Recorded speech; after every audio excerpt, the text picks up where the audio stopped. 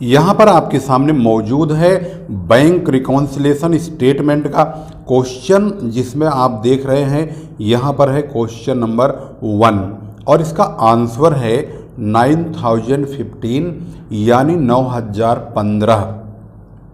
आपके पास अगर कोई बुक है और इस बुक से मैच नहीं कर रही है, ये विजयपाल सिंह की बुक है और इसकी जो प्रॉब्लम है, अगर आप इसका आंसर मिलाना चाहेंगे तो अपनी बुक से यही आंसर मैच करिए 9015।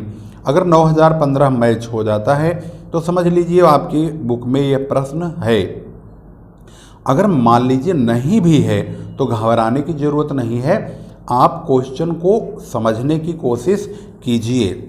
यहाँ पर लिखा है, एक व्यापारी की रोकड़ पुस्तक के अनुसार उसकी बैंक बाकी 31 दिसंबर 2015 को 7,500 रुपये थी। ये रोकड़ पुस्तक के अनुसार बैलेंस है। रोकड़ पुस्तक के जांचने पर ज्ञात हुआ कि 500 रुपये 700 रुपये की चेकें जो कि बैंक में 31 दिसंबर को जमा की गई थी, उनकी रकमें अगले वर्ष की 2 जनवरी तक जमा नहीं हुई। 600 और 800 रुपये और 1200 रुपये की चेकें जो कि 28 दिसंबर को बैंक पर लिखी गई थी, वह 3 जनवरी तक बैंक में पेश नहीं हुई थी। इनके अतिरिक्त बैंक की पासबुक में 31 दिसंबर को 125 रुपये ब्याज के जमा थे और उसी तिथि को बैंक व्यय के 10 रुपये उनके नाम पड़े थे।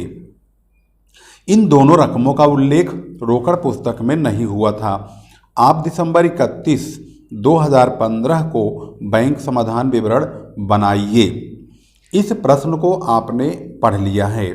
अब शुरू करते हैं, बैंक समाधान विवरण कैसे बनाएंगे और इसका फॉर्मेट क्या होगा।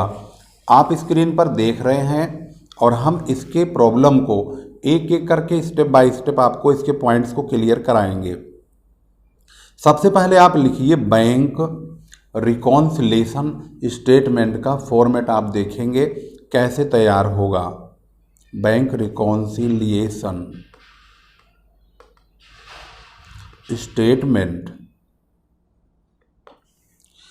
यहाँ पर लिखेंगे एज ऑन, कब हो रहा है ये, दिसंबर 31, 2015 इस बुक के अनुसार है।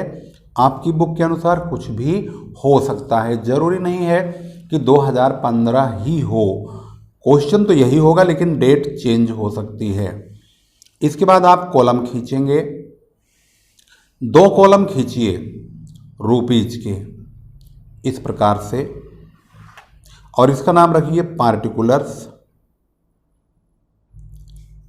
यहाँ पर लिखिए balance as per cash book.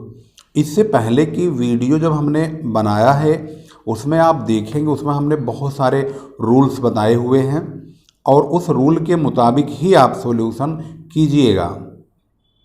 उसमें हमने बताया है जब balance as per cash book चलता है तो हम प्रॉफिट वाले आइटम्स को जोड़ते हैं और लॉस वाले आइटम को घटा देते हैं। इस क्वेश्चन के मुताबिक जो balance as per cash book है वो कितना लिखा हुआ है, तो यहाँ देखेंगे 7,500 रुपये रोकड़ पुस्तक के अनुसार लिखा है। अगर रोकड़ पुस्तक के अनुसार शेष बाकी है तो उसमें हम प्रॉफिट वाले आइटम को जोड़ेंगे और लॉस वाले आइटम को घटाएंगे। तो इस क्वेश्चन के मुताबिक इसका जो बैलेंस है वो हमेशा, आप कोई भी बैलेंस होगा ये लास्ट वाले कॉलम में ही लिखेंगे। इसके बाद यहाँ लिखिए ऐड। ऐड का मतलब हम यहाँ पर जोड़ेंगे और यहाँ पर नीचे लिखिए लेस, यहाँ पर हम घटाने वाले आइटम्स को लिखेंगे। अब घटाएंगे क्या, जोड़ेंगे क्या, अब आप ट्रांजैक्शन को पढ़ते जाइए और फ़ायदा और नुकसान की जगह पर उसको लगाते जाइए। फ़ायदा कैसे होगा इसको आप ध्यान से देखें। वैसे हमने फ़ायदे के तमाम आइटम्स को पहले की वीडियो में लिखवाया है।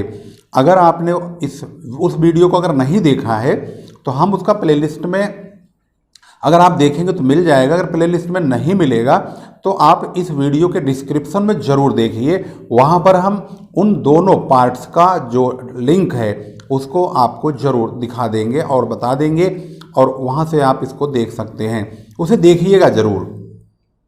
यहाँ पर लिखा है रोकड़ पुस्तक के जांचने पर ज्ञात हुआ कि 500 और 700 रुपये की चेक जो कि 31 दिसंबर को जमा की गई थी, उनकी रकम अगले वर्ष की 2 जनवरी तक जमा नहीं हुई। इसका मतलब है ये हमारा नुकसान है, क्योंकि हमने चेक जमा किया लेकिन बैंक में जमा नहीं हुआ। तो हम यहाँ लिखेंगे cheques send for collection but not collected. हम इसको लेस में लिख रहे हैं क्योंकि हमारा ये लॉस है। Cheque send for collection but not collected, यहाँ पर हमें 2 प्रकार का नुकसान हुआ है और वो रकम है 500 रुपये और 700 रुपये की, जो कि हमने आपको पहले ही दिखा दिया। उन दोनों को यहाँ पर जोड़ करके लिखिए और यहाँ पर लिखिए इस पहले वाले कॉलम में। इसके बाद अगला ट्रांजैक्शन देखते हैं क्या लिखा हुआ है। अगले ट्रांजैक्शन के मुताबिक है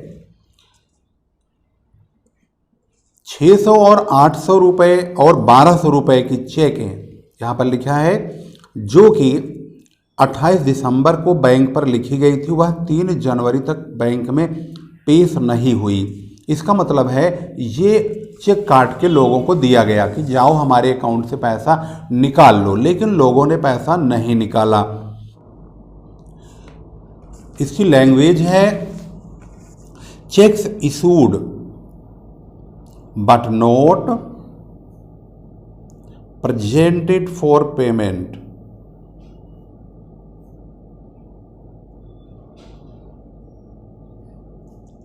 ये जो रकम है ये है, आपने देखा होगा इस ट्रांजैक्शन को अगर ध्यान से देखेंगे 600, 800 और 1200 रुपये की चेक है, तो इन तीनों को हम यहाँ पर जोड़ देंगे। 600 रुपये, 800 रुपये और 1200 रुपये, इन तीनों को जोड़ करके टोटल 2600 रुपये का यहाँ पर फ़ायदा हो चुका है। इसके बाद अगला जो ट्रांजैक्शन है वो है फ़ायदा और नुकसान की नज़र से चलेंगे। हमेशा फ़ायदा और नुकसान बैंक की तरफ से ही चेक की जाएगी। यहाँ पर लिखा है इसके अतिरिक्त बैंक की पासबुक में 31 दिसंबर को 125 रुपये ब्याज के जमा थे। ये जो ब्याज के जमा थे ये तो फ़ायदा हो गया, लेकिन जो बैंक व्यय के 10 रुपये उनके नाम पड़े थे, तो जो बैंक व्यय है ये नुकसान है, इसको हम लॉस मानेंगे। तो यहाँ पर जो हमारा फ़ायदा वाला पोर्शन है वो है इंटरेस्ट क्रेडिटेड बाय बैंक 125 रुपये, और जो बैंक चार्ज के हैं, बैंक व्यय के हैं, वो व्यापारी का नुकसान है। Bank charges debited by bank, और ये है 10 रुपये। अब यहाँ पर आपने देख लिया 2 तो फ़ायदा है और 2 नुकसान है, तो पहले हम फ़ायदे वाले को जोड़ लेंगे। 2600 और 125 दोनों को मिलाया जाए तो 2725 रुपये होते हैं। इसको हम जोड़ लेंगे 10 मतलब 7000 और 2000 10,225 रुपये टोटल हो जाएगा 10,225। इसके बाद हम घाटे यानी नुकसान को जोड़ेंगे, ये 1210 रुपये हो जाते हैं। 10,225 में से 1210 घटाएंगे 9,015 रुपये आ जाएगा। ये होगा balance as per passbook. Question के मुताबिक अगर क्वेश्चन चल रहा है यहाँ पर balance as per cash book के हिसाब से, तो जो आंसर हमारा निकल कर आएगा वो बैलेंस एज पर पासबुक निकल के आ जाएगा। कभी कभी सिचुएशन उल्टा होता है, यानी ये घटाने वाली रकम ज़्यादा होती है और ये कम पड़ जाता है, तो इसका मतलब है इसमें से ये नहीं घटेगा बल्कि इसमें से ये घटेगा। ऐसे केसेज में यहाँ पर बैलेंस के बजाय ओवरड्राफ्ट एज पर पासबुक आ जाएगा। इस बात को ध्यान रखेंगे। ये प्रॉफिट और लॉस में ही डिफरेंस चेक किया जाता है, इसको हमेशा बैंक की नज़र से लेके चलते हैं। यानी बैंक में फ़ायदा तो फ़ायदा मान लेंगे, बैंक में नुकसान तो नुकसान मान लेंगे। अब आपने यहाँ देख लिया है फुल फॉर्मेट के हिसाब से किस तरह से आपने बैंक रिकॉन्सिलिएशन स्टेटमेंट के इस प्रश्न को सॉल्व किया है।